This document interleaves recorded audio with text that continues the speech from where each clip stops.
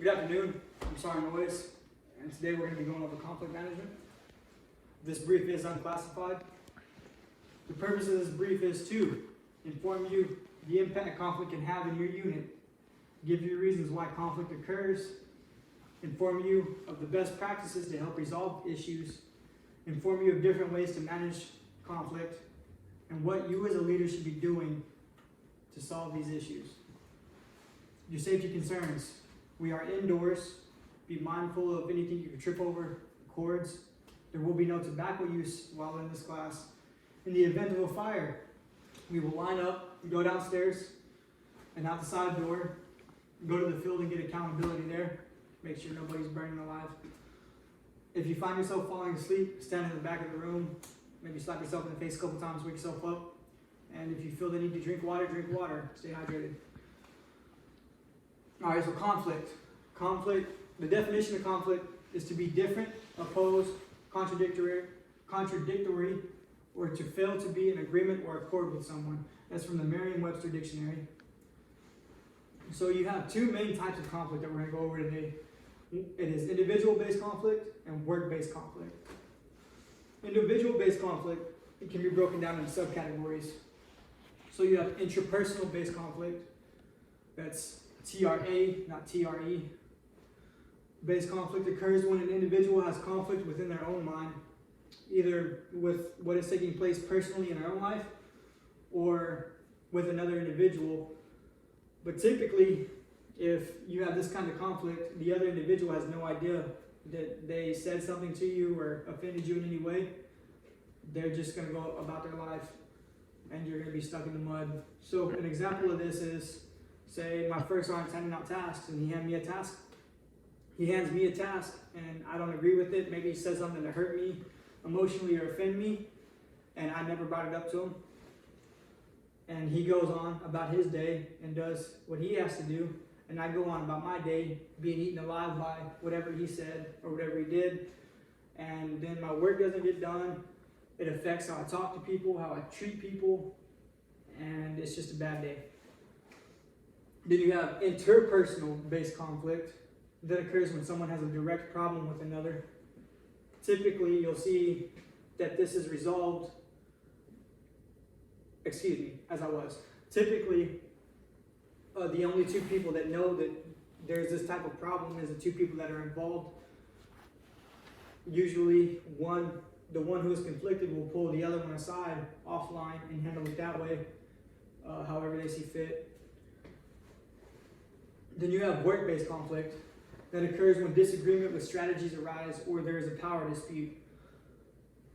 You also have group-based conflict that falls into that, and that occurs when an individual goes to a group and sides need to be chosen. A good example of this is if my squad leader said something that irritated me, offended me, or hurt me in any way, and I go back to the entire squad and I'm like, hey, Sergeant so-and-so said this, he said this to me, this is what he did. And then I try to get everybody else on my side against him. That's gonna hurt the entire group, because now we are not willing to follow the leader that's been assigned to us, so he can't effectively lead us, and we can't get any work done that way. Okay, so you have different ways to identify your conflict. A leader should always be on the lookout for any type of problem that could arise with their subordinates. You should always take the time to observe. I know it sounds a little weird, but people watch, if you will. Make sure your soldiers are acting, I guess, quote unquote normal. Make sure that they're treating each other with respect and dignity, treating you with respect and dignity, treating other leaders with respect and dignity. Make sure that that they're not complaining about something that's going on that you don't have an idea of. Make sure that you know what's going on with them. And that leads me to my next point. A leader should know their subordinates personally as well as professionally. It's important, and I cannot stress this enough. It is important to sit down with your group and discuss things that they like to do, what's going on with them, and if there's anything going on personally at home or back home, whatever, with their family, their wife, their kids, their brother, their sister, their grandma, it don't matter. If there's anything going on back home that will affect our mission readiness, because we're all a team, and if one person is being hurt, our entire team is being hurt. And a leader should know the best way to motivate each soldier. We're all people, and people are motivated by different things. So it's important that you as a leader know how to motivate each person, because that means you know how to motivate the entire group. Different ways to resolve conflict. You can mentor your subordinates, be that helping hand, that guide, walking through it. If they just need to sit down and talk about it, sit down with them and talk. And if you have two different soldiers who are going at it over whatever, and you have two different tasks that need to be done, put those two soldiers on those tasks and get them away from each other. Let them work for the day and come back level-headed and resolve it that way. Build relationships with your soldiers. You know, everybody needs a shoulder to lean on sometimes. Maybe you just need to be that shoulder for that subordinate. And competition, that's another good one. Soldiers thrive. We live for competition. Make work competitive. Not too stressful in a way that I didn't come in first on the rough march, no, I don't want to work for today. But you know, make it fun. And compromise. If you have a soldier that has a better way of doing something than you do as a leader, listen to that soldier, meet him in the middle, the task gets done, everybody gets to go home a little earlier, we're all happy. Like I said, you make the tasks fun. Just because we work in the job, in the field that we do, doesn't mean that we have to be straight-faced all of the time, come to work crabby and bark orders and yell at each other every day. Make it fun. And reward your soldiers. Put a positive counseling out there. Maybe you recommend them for an award of some kind, and just let them know that, hey, y'all did good today. So maybe give one of the soldiers a day off and rotate it that way. And this is probably one of the most important ones I can stress. Embrace a sub with them, because they're looking up to you, and if they see you just barking orders from the sidelines, then they're going to lose motivation.